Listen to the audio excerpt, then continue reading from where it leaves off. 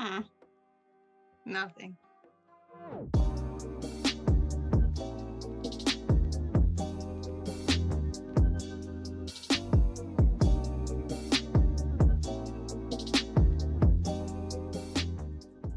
Hey guys, welcome back to Misinformation. I'm Jordan Vallone. And I'm Nevaeh Westwoods.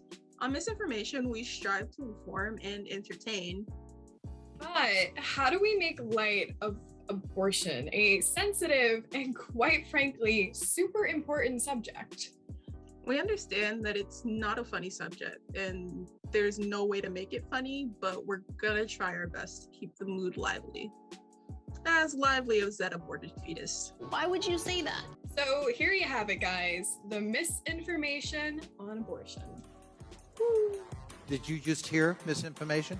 I did just hear misinformation. So these are more along the line of the dismemberment abortion, That is not a medical term. but it is used.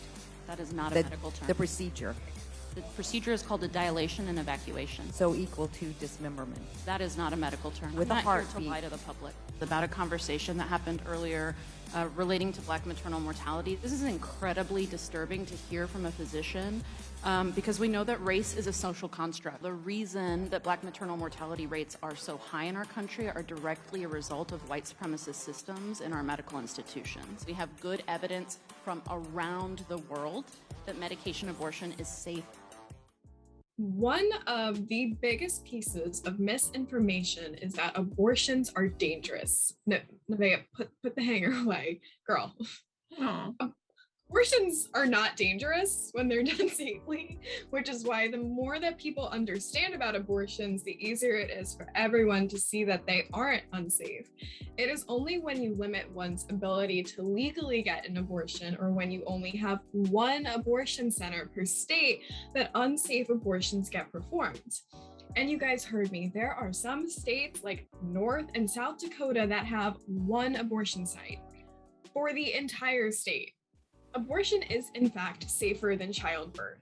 The risk of mortality from childbirth is 14 times higher than the risk of a medically induced abortion. Because it is likely not common knowledge, women seeking assistance from crisis pregnancy centers, CPCs, could easily be misinformed, leading to the irrevocable consequences. Here's another misconception. Abortion is used as birth control. Look, guys, studies confirm that the majority of women having an abortion practice some form of contraception. But accidents happen. There were unplanned pregnancies, or I don't know, rape is a reason to abort a fetus. And it's important to note that no form of contraception is 100% effective.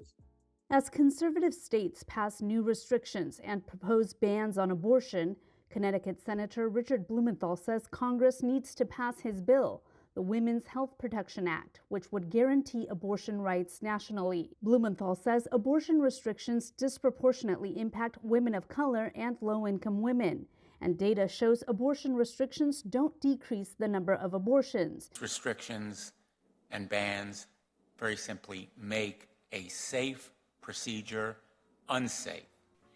Increasing one's ability to have an abortion shockingly does not increase abortion rates. It's when we threaten the availability of safe abortions that abortion rates increase. For instance, CPCs in Bakersfield and Fresno, California inaccurately imply that abortion is associated with an increased risk of depression, mental health problems, and drug and alcohol abuse. It's not. According to the American Psychological Association, the UK Royal College of Psychiatrists, and the Royal College of Obstetricians and Gynecologists. A Yuba City CPC in California claims it can reverse a medically induced abortion. This is not based on science and does not meet clinical standards, said the American College of Obstetricians and Gynecologists.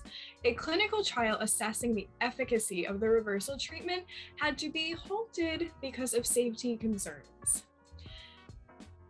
And after all of that, I need a break and I need a drink.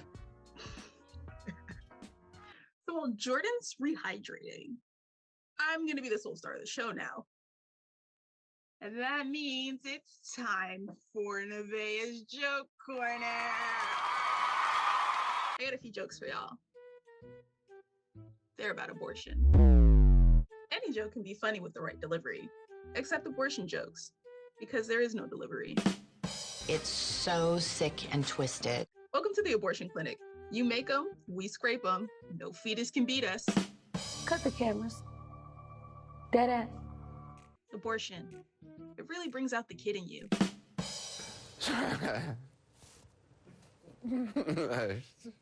And that concludes Nevaeh's Joke Corner. See you next time. There might not be a next time.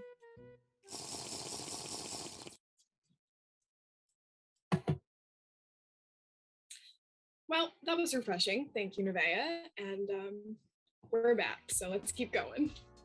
Even in areas where abortion clinics are abundant, the ability to have one is not always equal. And in areas where restrictions exist, communities of color are always disproportionately affected. Wednesday, a witness told lawmakers she considered drastic measures when she was in an abusive relationship. I searched the internet for abortion clinics and DIY abortions. I bought castor oil in case I needed to do it myself. And for all those pro-lifers out there, I'm sure you've heard this one time and time again. There's a belief that abortions hurt the fetus. This is simply untrue because the neurological ability to feel pain does not develop until the 24th week of pregnancy. In most states, 24 weeks is the absolute latest one can receive an abortion. No one, and I mean no one having an abortion wants the fetus to feel pain. And that's just the truth. And lastly, for our show's purpose, let's discuss the misinformation that surrounds how an abortion is actually performed. They take a vacuum and they suck it out of you. No, just no. There are medical abortions administered with a pill, Microprex. They are taken orally within the first 10 weeks of pregnancy. And there are also surgical abortions. This is a little more complex. So take a look at this clip from a nurse at CompassCare Pregnancy and Abortion Services. Surgical abortions, such as suction or vacuum aspiration, typically performed in the first trimester of gestation. Dilation and curettage, or D&C, sometimes paired with suction aspiration, and dilation and evacuation, also known as a D&E, which can only happen if you're further along in the second trimester. Each of these have different costs and carry with them unique risks and side effects that you should be aware of before making any decision about your pregnancy. I think if you were to get anything from that video, it is the understanding that the best decision that one can make for their body is an informed one. And the more funding, the more information, and the more support there is out there, the easier it is for anyone to make that choice. But another witness said she wished the abortion she had at 19 was more regulated. They gave me no information and no support, and they rushed me out the door. It is shameful in the US that politicians are still making decisions on behalf of women and their bodies. For those who think abortions are mentally damaging, have you ever considered the mental fatigue a woman would experience if you forced her to have a baby she didn't want? If you forced her to give birth to the product of rape? When we talk about abortion, we focus on the fetus and its life, but we also need to talk about the woman and her life. Her decisions are her decisions. And of course, there are women who have said that they regret having an abortion, but it was a decision that they made during a time in their life when they felt it was the best choice to make. Abortion is tough to talk about because we make it such a taboo subject. But like sex and sex ed, check out our consent video, by the way. If we were more open and honest with each other, everyone would be more informed. And on misinformation, that is truly what we strive to do. We'll see you next time. Bye, everyone. Pew, pew, finger guns for all the fetuses.